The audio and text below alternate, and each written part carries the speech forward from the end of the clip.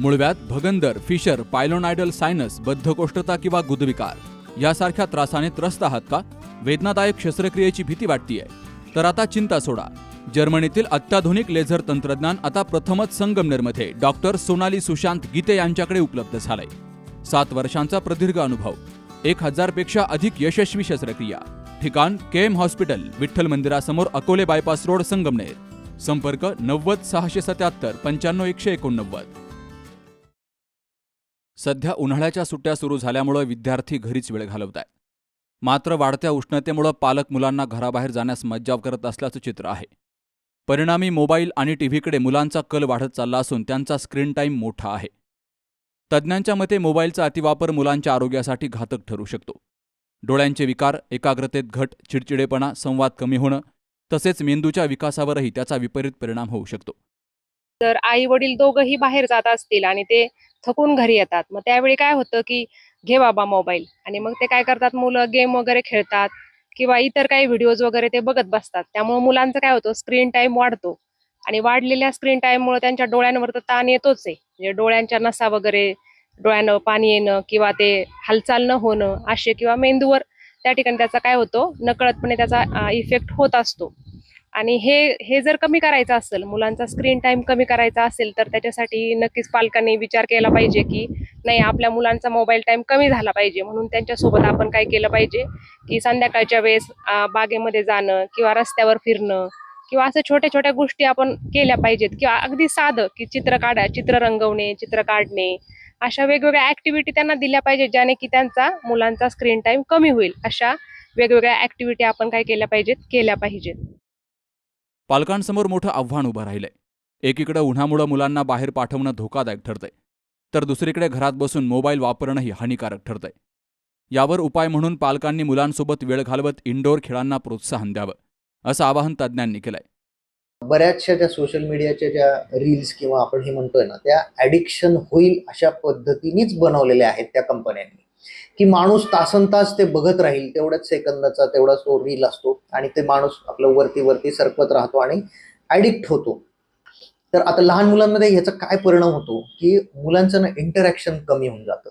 की मुलं हा जो मोबाईलवर वेळ देत आहेत किंवा सोशल मीडियावर वेळ देत आहेत, हा वेळ कुठला कमी होतोय, की इतर माणसांशी इंटरॅक्शन जे होतंय त्यातला वेळ कमी होऊन ते मोबाईल त्याला रिप्लेस करतोय. म्हणजे व्यक्तींना रिप्लेस करतोय मोबाईल, सोशल मीडिया, आहे की नाही. तर त्याच्यामुळं ह्या मुलांचं इंटरॅक्शन डेव्हलप होत नाही. इतर मुलांशी खेळणं, पालकांशी खेळणं, आजी आजोबांशी गप्पा मारणं किंवा ह्या बाकीच्या वाचन करणं किंवा पुस्तकं वाचणं, इतर छंद जोपासणं, मैदानी खेळ खेळणं, या सगळ्या गोष्टींवर परिणाम होऊन तो सगळा वेळ कुठे जातोय, तर ह्या स्क्रीनवर जातोय किंवा या मोबाईल आणि या बाकीच्या गोष्टींवर तो वाया जातो.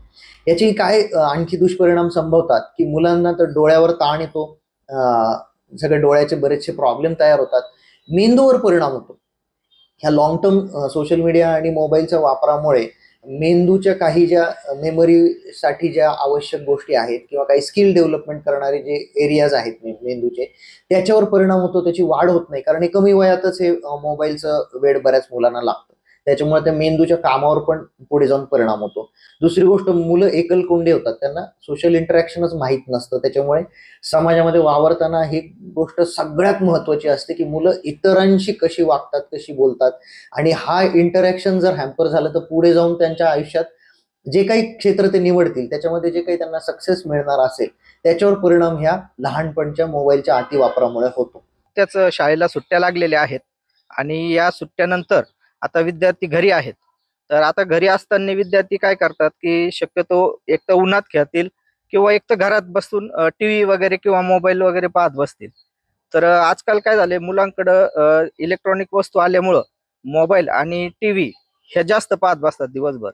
जर आपण त्यांना म्हटलं की बाहेर जाऊन खेळा, तर बाहेर आपण जाऊन सांगू शकत नाही त्यांना खेळायला, कारण उन्हाचा तडाखा वाढलेला आहे. आपण पाहतो बऱ्याच ठिकाणी उष्माघाताचा परिणाम दिसून येतोय. तर मुलांना आपण बाहेर जाऊन सांगू शकत नाही की खेळा म्हणून. सकाळी आणि सायंकाळी ऊन कमी असताना मुलांना मैदानी खेळांसाठी बाहेर पाठवावं, असंही सुचवलं गेलंय. उन्हाळ्यात मुलांचं शारीरिक आणि मानसिक आरोग्य जपण्यासाठी संतुलित दिनचर्या ठेवणं आवश्यक असल्याचं मत व्यक्त केलं गेलंय. सुहास जाधवसह Sharad Pacharne, C news Marathi, Rahuri. Kute hospital आणि लेप्रोस्कोपी सेंटर, हाडांच्या फ्रॅक्चरच्या सर्व प्रकारच्या शस्त्रक्रिया, दुर्बिणीद्वारे सांध्याच्या शस्त्रक्रिया, दुर्बिणीद्वारे गुडघ्याच्या दोरीच्या शस्त्रक्रिया, modular operation theatre, ICU, ventilator, pathology lab, X ray, 24 तास औषधालय, generator backup, deluxe, semi deluxe, special, semi special rooms, cashless mediclaim, सर्व प्रकारच्या शासकीय विमा योजना, रुग्णांची आपुलकीने काळजी घेणारं सुसज्ज, स्वच्छ, प्रसन्न रुग्णालय, Kute hospital and laparoscopy centre, Tajne Mala, Navin Nagar road, Sangamner, जिल्हा अहमदनगर.